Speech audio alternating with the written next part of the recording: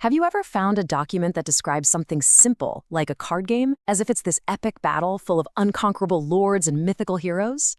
Well, that's exactly what we're diving into today. This mysterious, poetic text about an old card game called Hombre.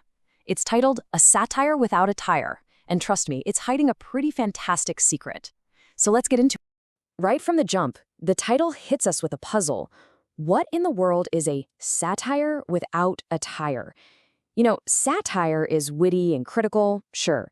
But without a tire, that suggests something totally exposed, raw, with nothing to hide.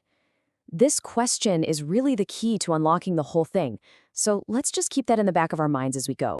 And then the text just immediately pulls you deeper with lines like this one. Unfold into its double self. I mean, look at that weird spelling of self. It feels like it's holding some kind of hidden meaning. You realize, wait a second, this isn't a rule book. It's more like a script for a performance. We're being told that every player, or maybe every card, has to reveal a second nature. This is our first huge clue. Okay, so to understand this game, we have to meet its most powerful players first. The source calls them the lofty matadors. These are the three supreme cards that basically run the whole show in Hombre. So at the very top, we have Spadillo. And he's not just a card, he's an unconquerable lord.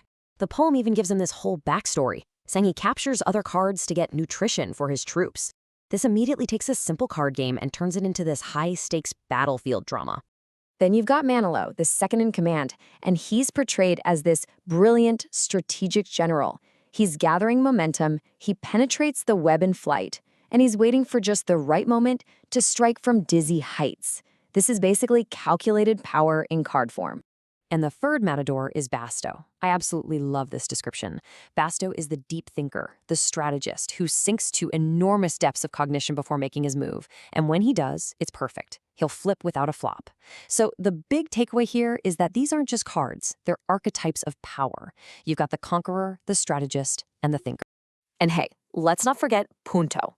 He's described as just an unnoticeable dot at first, but he steadily carves out his own place among these giants. He's kind of the classic underdog, the quiet achiever who proves he belongs with the mighty matadors. All right, so below these almost godlike matadors, we get into a structure that's a bit more familiar, the royal court.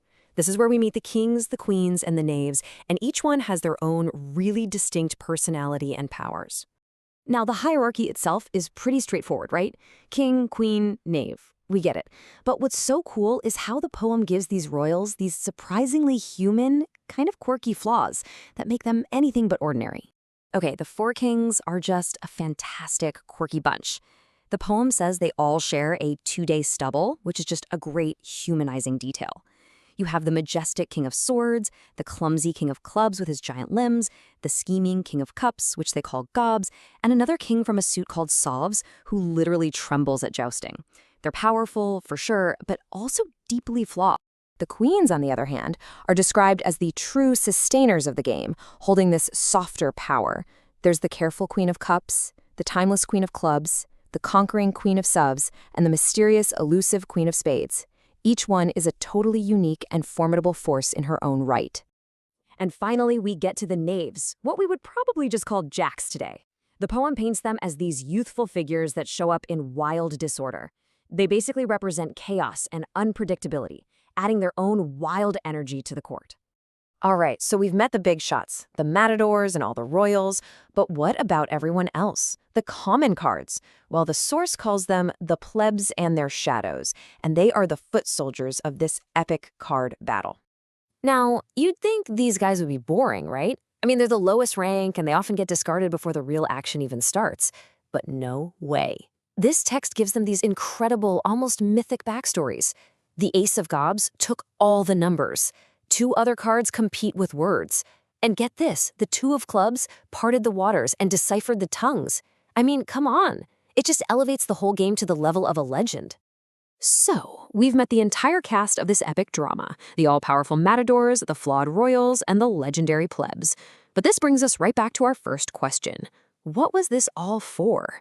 It's finally time to unravel the mystery. I mean, what kind of event would inspire someone to write such an elaborate, poetic, and satirical description of a simple card game? A big tournament? Some kind of historical celebration? Well, the answer is so much more charming and honestly a lot funnier than that.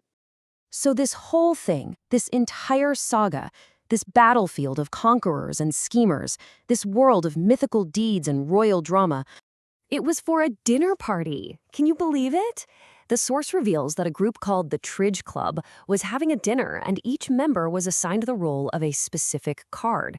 They were supposed to unfold into their double self. Be both the person and the card.